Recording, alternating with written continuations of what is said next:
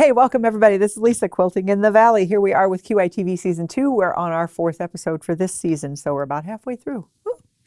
We're going to do another sew along. So if you remember Season 2, Episodes 1 and 2, we did our Geese in the Cabin sew along using the Creative Grids Log Cabin Trim Tool Duo. This time we're going to do our pattern, and we're calling this Pineapple Kaleidoscope. So the effect, it should kind of look like it's just a little like an optical illusion kind of thing going on here. And that is because we used gradated fabrics in 2 colorways to come out, and it does things to your eyes. But it uses the Pineapple Trim Tool from Creative Grids. Just a reminder on the Creative Grids rulers, so they do have these circles on the back of them with this rough textured business on here, and that's what makes them non-slip on your fabric, makes it easier to cut with. They have a QR code on them. You scan that QR code with a QR code reader, and it's going to take you to a tutorial on how to use the ruler. Additionally, every Creative Grids ruler comes with the little folder that wraps around the ruler when you buy it, so it comes kind of like that. And when you open up that piece of paper, you get directions that show you how to use the ruler. You don't have to pay attention to those because I'm going to show you every step. So this one is a smidge more complicated to use than the Log Cabin Trim Tool ruler was. This one, you have to position the ruler in different places and in different sections based on what round you're on. But I'm going to show you how that works. It's easy peasy. You are going to get a free pattern to make this one, written by us, if you purchase the Pineapple Trim Tool ruler or the Pineapple Kaleidoscope quilt kit. We'll have this in 2 colorways, or if you would like to have a specific colorway made up for just your own choices, we'll do that too. It takes a certain number of yardage that we've figured out for you, and you need 6 gradated tones in your one color and 4 gradated tones in your other color. We'd be happy to make a custom kit up for you. So this is the next one we're going to be working on, and it's in blues and corals. And you'll see that I have it laid out in the way that I'm going to cut it. So you'll get cutting directions for each of the fabrics, and then you're going to put them on your pattern. It will show you which number gets sewn in which order as you cut them. And I've got my numbered pins on them already. So I know that this is my piece I start with, and then this is round 2, this is 3, and then 4 and 5. And then there's no different sizes. Once you get to 6, it's just 6, then 7, then 8, then 9, 10, 11, and 12. Easy peasy. We're going to show you how to do it from start to finish. I'm going to show you each step of the way on this ruler. But the first thing we need to do is to get started stitching. So we're going to move to the machine with our first pieces. We'll see you over there. The first thing we're going to do is we're going to take your number 2 pieces and put them on either side of your center.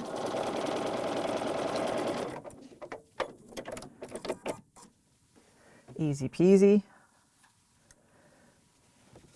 Just like we did in the Geese in the Cabin box. Where it gets a little different is your piece number 3 and then your subsequent pieces. So what you're going to find out is the cutting directions we've given you.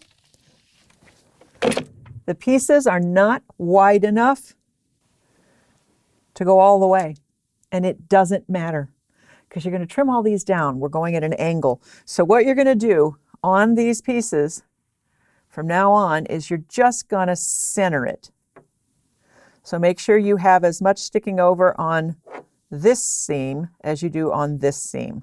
Just center those pieces, and you will see why when we get to the trimming stage. You're going to trim off a lot of fabric, and this just keeps us from having to use a whole lot more fabric and then trim it off and throw it away. So center that on there. That's piece number 3. Piece number 2 was the same size as the block. So you can see how these pieces are just kind of centered onto this piece. So I'm going to show you the magic of the ruler now. So we're going to go over and trim with the ruler. So now we're going to start using this ruler, and I'm going to give you a brief overview of the ruler, but then you're going to see as I use it how you go back and forth. So on your ruler you have a square or series of squares going right here. This says center square round 1. You would think center square round 2 would be here. You would be wrong. Center square round 2 is over here. You would think maybe then center square round 3 would be here. You would be wrong. Center square round 3 goes up here. So it's a smidge confusing to start with. Once you get it, you'll be fine. For this round, this is round 1. So we have our center and we have 1 round on it. So we're going to go to the round 1 box. And I'm going to take that and I'm going to line that up on that center square, just like that. And I'm going to make sure I'm as centered as possible. So it is really important to keep this as square as you can. So try to make sure that that is kind of lined up with that line. That is lined up with that line. So keep it as square as you possibly can. So this is round 1. And now I'm going to cut that off. Now I'm going to turn it. And you'll see I can line up on this angled line here. Make sure I'm pretty even with it. Cut that off. I'll turn. And this comes at, this is just like magic at the end. It really is. Okay. Okay, so that's my first round pineapple block. So what I made basically is a square and a square. That's round 1. Now I'm going to come over here and I'm going to pick the next pieces that get added, and I'm into my blues here. Now what I'm going to show you, I can take those off because those are next and we know that, so we don't get confused. What I'm going to show you is that these are going to come even further from covering than the first one did. So I am going to sew those on there, but you'll see how these pieces right here, again, very far from covering, but you saw what happened here. I wasn't even close to covering that whole seam line, but I have a nice, pretty trimmed block. So I am going to go sew these on just exactly like I just did with the red ones. I'll be back, and then I'll show you how to use the ruler to do cut number 2, round number 2.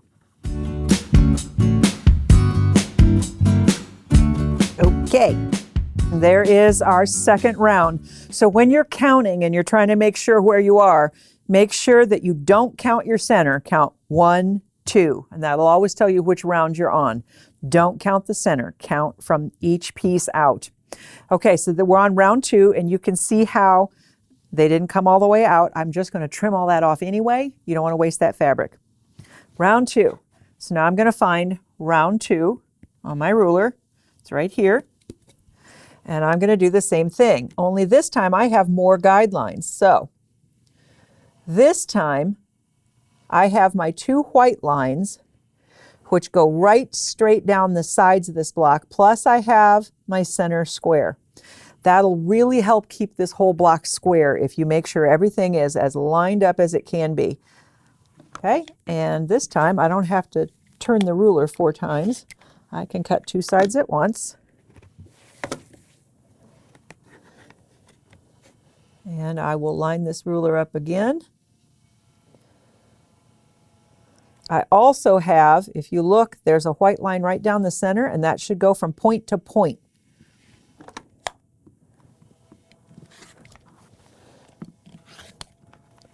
Okay, there's round 2.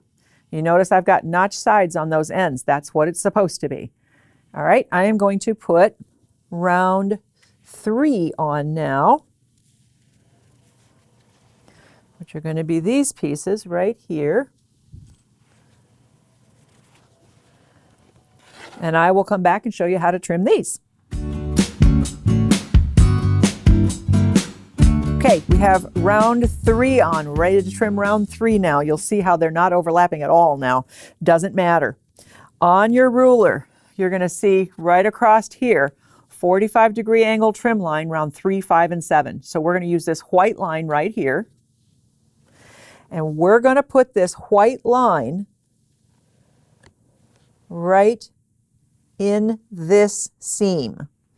So when I say this seam, I mean this seam right here.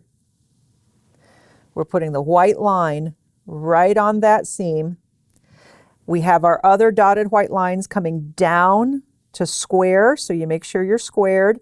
And we've got that center line coming down through your points. So you make sure all that's lined up. And cut. And now I'm going to come around this way. I'm going to do the same thing. My white line down through the points. I make sure I'm straight there and there. And this white line is in my seam of this one. And then I'm going to do it on all 4 sides.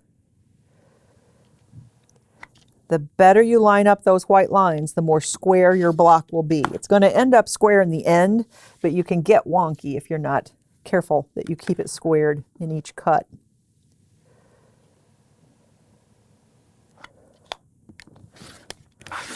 Okay, now we have that round. Now we're going to go to our next one, which is this one right here. And with the magic of video, I will be back in mere moments with those sewn on. We'll show you how to do round 4. All right, here we have round 4. Again, I know it's round 4 because I'm 1, 2, 3, 4, not counting the center. I go back to my ruler. You know that the odd numbered ones use this angle. So now I need to find in here round 4, which happens to be right there. I'm going to do the same thing I've been doing. I'm going to line that up on the center. I have my 2 white lines I'm lining up on the outer edges of the block, and I have my center solid line that I'm rounding up through the points. And I will trim off that outside edge, rotate it around, and do that again. Again, make really, really sure that you're just being as careful as you can, that everything is straight through there, and that'll make sure that your blocks are not wonky. You have multiple resolution points that you can use. Okay, there's round 4. Now I'm going to go add round 5. Okie dokie, we have got round 5 on. Again, I know it's round 5 because I'm counting 1, 2, 3, 4, 5. Count your rows that you're adding as you go. Don't count the center. So it's 5. That means I'm an odd number. That means I'm back on the angled one. So I'm going to put this in here. I'm going to line that up on that seam line, centering my 2 side dotted lines and keeping the solid line through the point, and trim. When you're doing the odd numbered ones, you have to trim all 4 sides. You have to line up all 4 sides. Can't do 2 sides at once.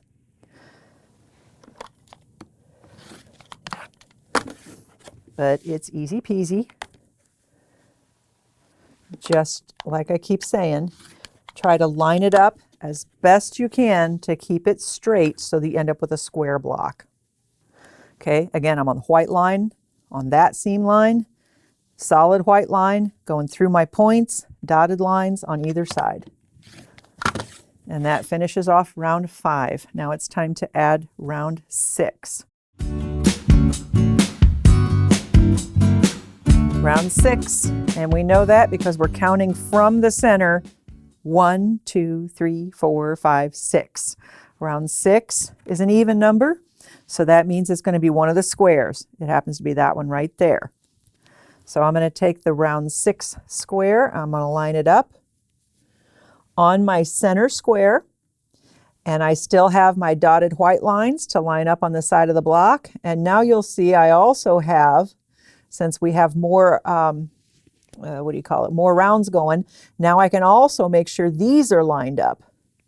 So I can make sure all my seams line up where they're supposed to. And it looks like you might be able to trim here. Don't do that. That would be a bad mistake. You can do these two angled sides. So do those two, rotate it around, and then line it up again. Round 6, right there. And I have lots and lots of centering lines now to help make sure that my block comes out square. So I will make use of all of those.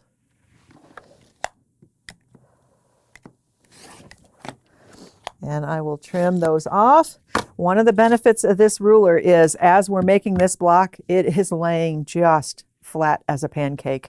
And that's difficult to do when you're not using a ruler like this. If you're just cutting pieces and trimming, it's difficult to do. So we're about ready to put round 7 on. That is the last of my corals. Magic of video.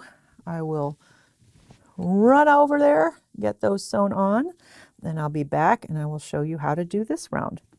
Be back. Our latest round. How do we know which round it is? We're going to start counting. 1, 2, 3, 4, 5, 6, 7. 7 is an odd number, so we're going to use the angled side again. So line up that white line with the seam line. Like so. Make sure those dotted white lines are going on either side and your solid white line point to point. And trim. On this one, you have to rotate and center your ruler 4 times.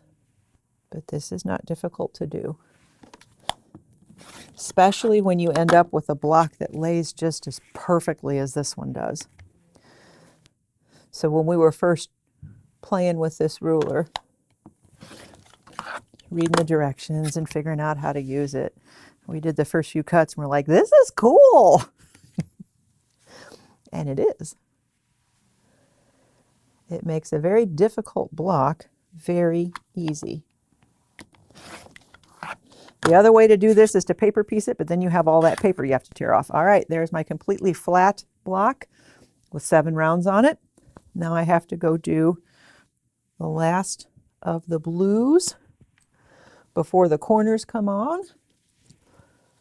So I will go put my last blue on and I'll be back. Okay, here's our latest round. Again, I'm going to show you how to count to determine which one it is. We start with the center. 1, 2, 3, 4, 5, 6, 7, 8. This is round 8. So you're going to find, it's an even number, so that means you're going to find round 8 on your ruler. It's right here. And we're going to line that up. And look at how many registration lines we have to use now. So we've got lines that go this way, this way, this way, this way. In pretty much every seam that we've done, we have nice lines to make sure that we're where we need to be. And then our solid white line going through all the points.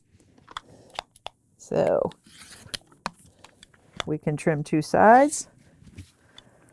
And then we got to turn it and do the other 2.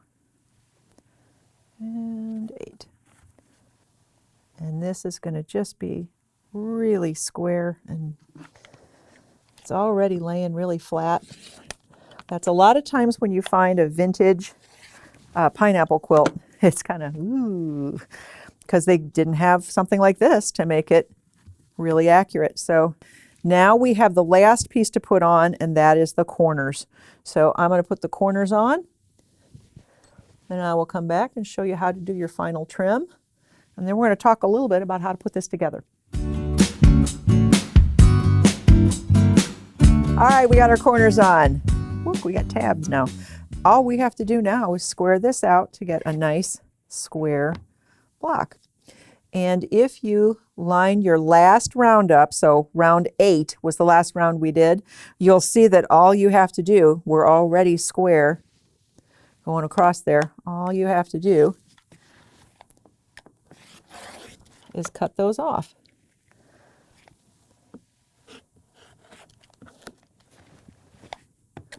And you can't do all 4 sides because we have that angled side over here. So you do have to turn it to do that one, but that's no big deal.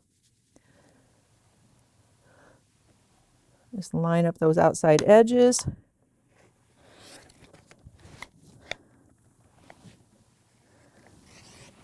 And et voila, you've got an absolutely perfect, completely flat, no wavy pineapple block. Easy peasy.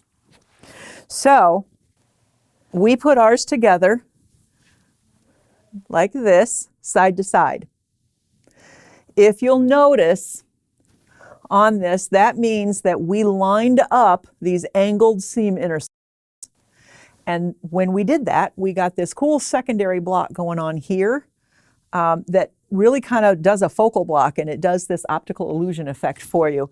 It is not the easiest thing in the world to do if you haven't been really accurate. So you would have to do a little bit of easing to make all of these seams line up if you had not been really careful with your ruler. So we are offering you 2 different ways to set these blocks. This is the way we did ours.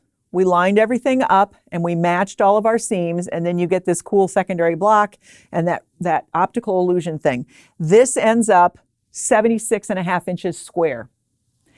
If you're not feeling confident about matching all of these seam allowances up, and there's a lot of them, you have 36 blocks in here, and you have a lot of seams to match up in rows and columns.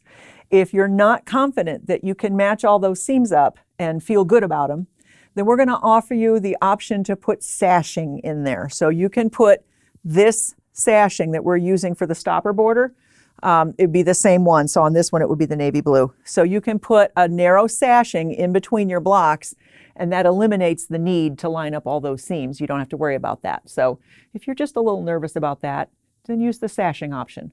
It'll make your quilt a little bit bigger as well, because you'll get 1, 2, 3, 4, 5 more 1.5-inch seams in there going both directions. So that'll push you in, 1.5 times 5 is 5, 7.5, 7.5 inches both ways. We're already 65.5 inches. That'll get you into 75.5 inches. That'll get you into the 80 and 82.5 inches, 83 inches square. So that gives you a pretty good size quilt. You can go to a queen size-ish. And you could add another border if you want. All right, so now that we've tried to do math in our head and come to an approximation of what that kit's going to be with the sashing, it'll be yay big. Once we get that all figured out, we'll have it written down for you in the actual pattern. So the pattern, by the way, is going to be free to you if you purchase the pineapple trim tool ruler from Creative Grids off of our website, quiltinginthevalley.com. So we will send you our pattern. Again, this is our pattern. So we'll send you our pattern for free with purchase of the ruler, or we'll send you our pattern for free with the purchase of the kit. The kit it's on our website. I think it's $119.99 for all of the fabric for the center and the stopper border, not with the sashing added. So there'll be an additional charge if you want the one with the sashing added. Pattern will be free with that as well. We have 2 colorways right now. This one, the lavenders and the aquas. This one, the blues and the corals. If you want a custom colorway, you can just give us a holler, let us know. We'll be happy to cut one for you in whatever 2 colors you would like.